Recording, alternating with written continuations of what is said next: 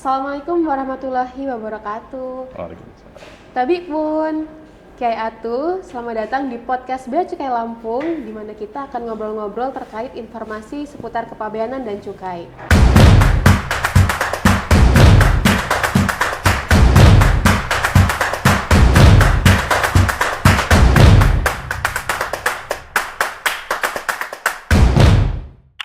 Hari ini saya Navia dan kita akan ngobrol bareng ditemani sama Bang Oktri. Tapi pun. Nah, untuk Kiai Atu yang belum kenal, Bang Oktri ini adalah salah satu penyidik pegawai negeri sipil di Bea Cukai Lampung.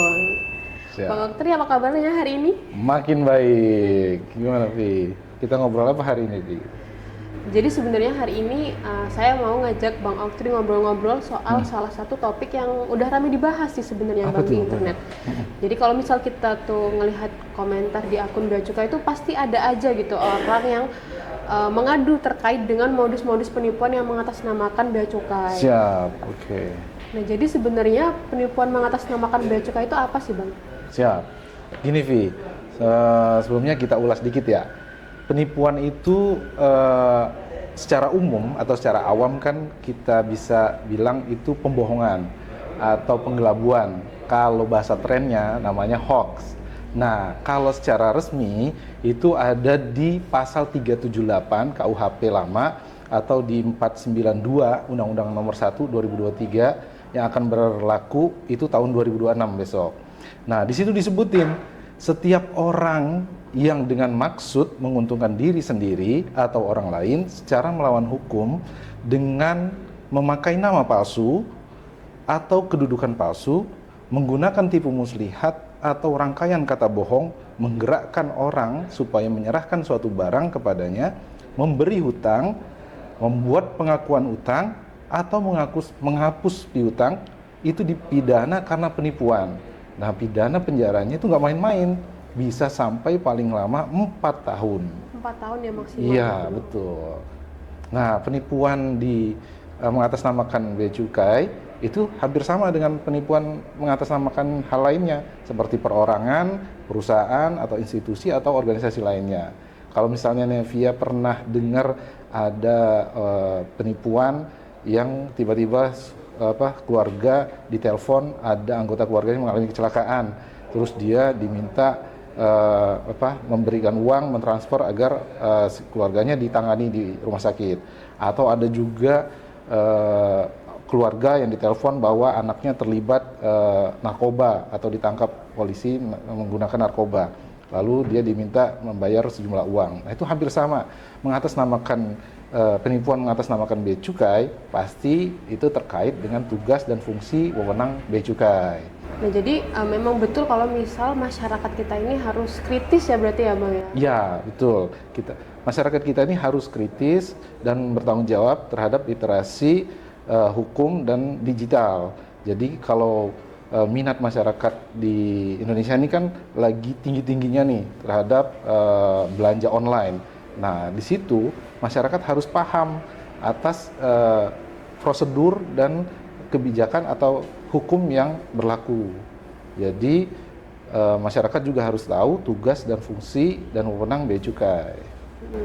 Nah, sebenarnya Bang Oktri, kalau secara garis besar tuh tugas Bea Cukai sebenarnya ngapain aja sih, Bang? Nah, dari sini kita kasih penjelasan ya terkait tugas dan fungsi Bea Cukai itu sebenarnya ada 3 hal utama.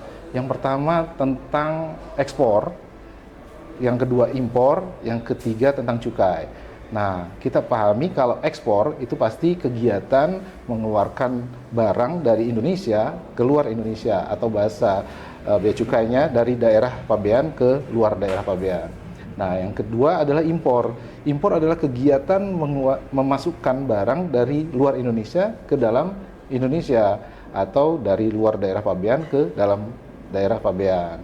Nah, impor ini tidak hanya dari pembelian barang saja, tapi juga bisa dari hibah, ada menang perlombaan, ada barang yang sudah pernah dikirim ke luar negeri juga dimasukkan ke luar, itu termasuk namanya impor. Nah, yang ketiga adalah tentang cukai. Nah, cukai ini adalah pungutan negara yang dikenakan terhadap barang yang memiliki kriteria khusus atau pembatasan.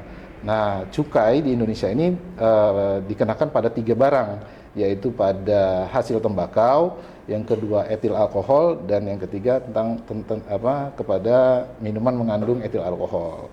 Jadi aku mau menekankan kalau tugas bea cukai ini kalau terhadap barang kiriman hanya untuk barang kiriman impor atau ekspor ya berarti Bang? Betul.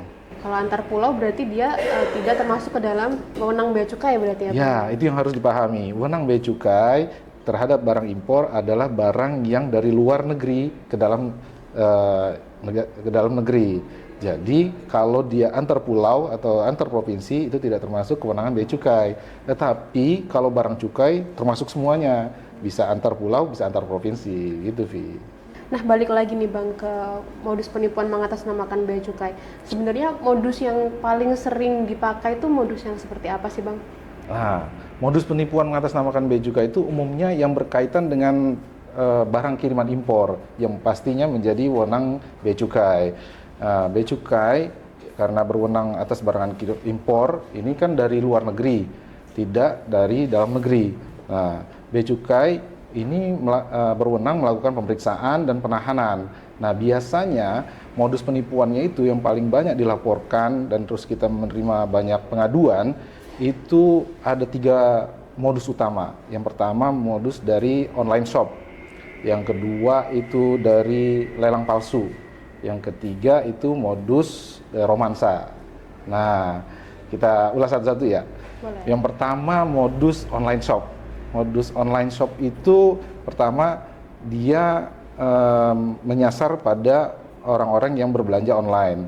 Nah, nanti ketika orang ini belanja tapi tidak di marketplace, non marketplace, nah itu kan si korban itu akan sangat rentan pada modus penipuan, karena yang di non marketplace itu harganya pasti sangat murah, sangat miring dari harga biasanya.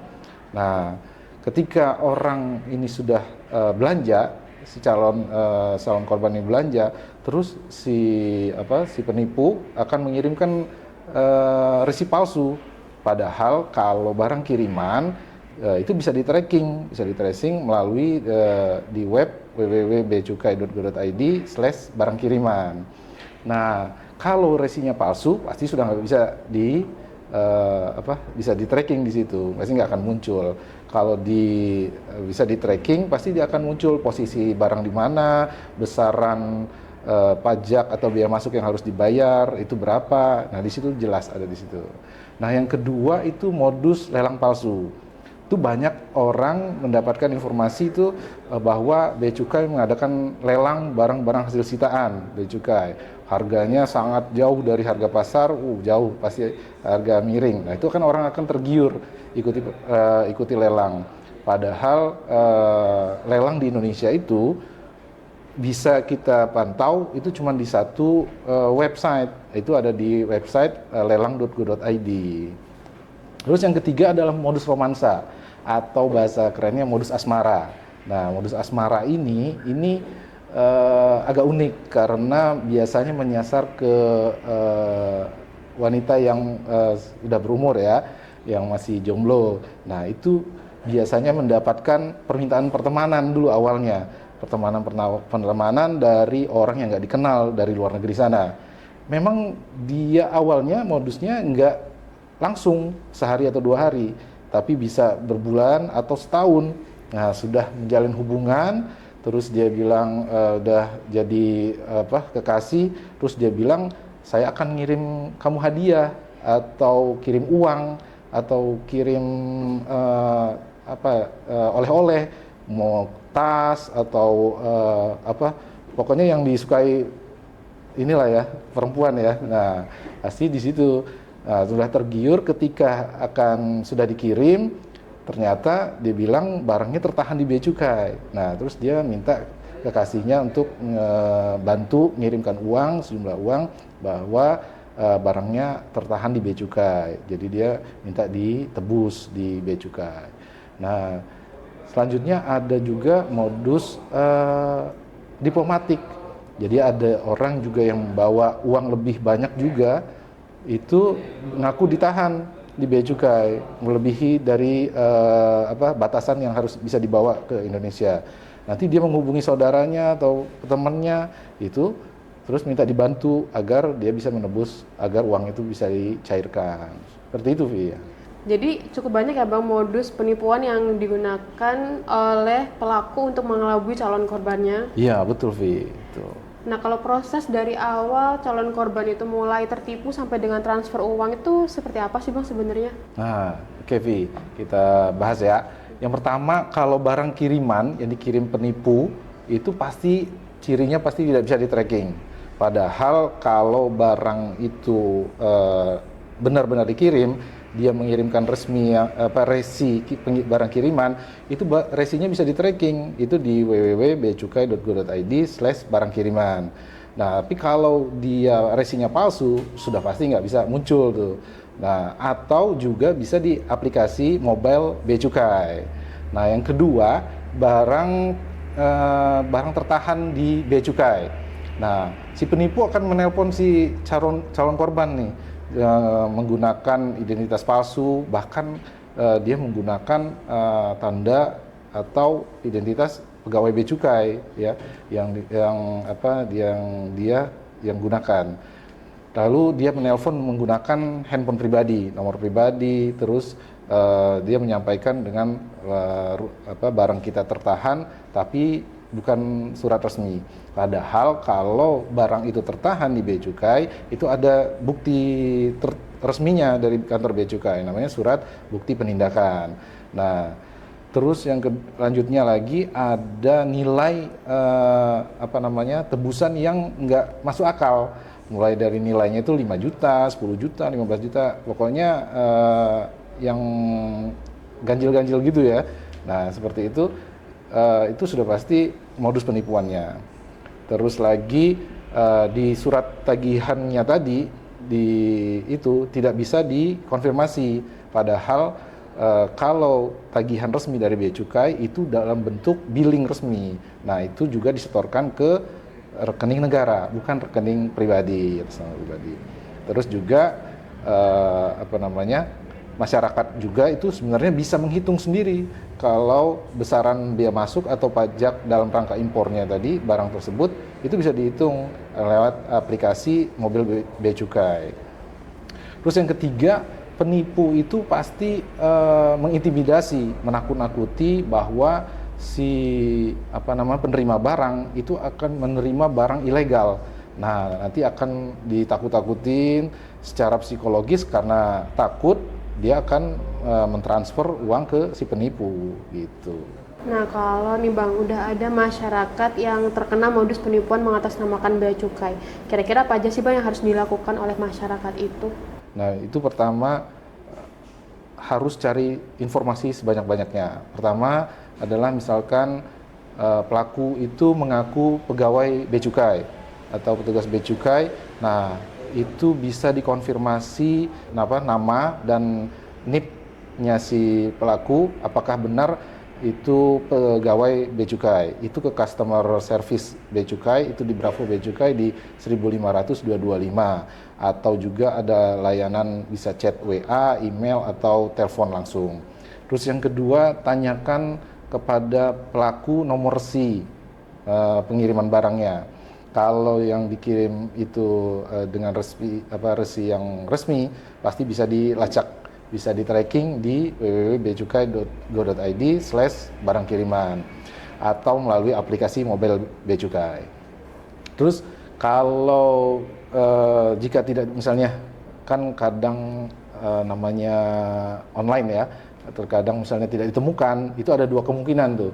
Bisa saat itu server lagi ada gangguan atau benar-benar penipuan. Nah, caranya balik lagi ke konfirmasi ke customer service di Bravo Bea Cukai 1500225, bisa dengan chat, bisa dengan telepon, atau bisa email, atau juga melalui datang langsung ke kantor Bea Cukai terdekat. Nah, bisa itu diceritakan di situ, terus kronologisnya seperti apa, nah bisa disampaikan di situ dan konfirmasi apakah benar ini pegawai Bea Cukai atau bukan, seperti itu, Vi. Bang Oktri, kalau kebetulan sudah ada masyarakat yang tertipu nih, bahkan sudah sampai transfer uang ke penipunya, itu kira-kira apa sih Bang yang harus dilakukan? Nah, untuk masyarakat yang sudah terlanjur menjadi korban, itu yang sudah terlanjur transfer uangnya ke penipu, maka bisa melakukan laporan ke pihak kepolisian, karena yang bisa melakukan pelaporan ke polisian tuh si korban, bukan dari Bea Cukainya, seperti itu, Via. Nah, terakhir nih Bang, dari Bang Oktri ada nggak sih tips untuk masyarakat supaya terhindar dari penipuan mengatasnamakan Bea Cukai? Tips buat masyarakat yang untuk menghindari penipuan mengatasnamakan Bea Cukai, yang pertama, masyarakat harus pahami benar-benar tugas, fungsi, dan wewenang Bea Cukai. Yang pertama, melalui dari seragamnya dan agar tidak mudah terkecoh dari oknum-oknum yang tidak bertanggung jawab. Yang kedua, hindari transaksi jual beli menggunakan media sosial. Lebih aman menggunakan marketplace yang resmi.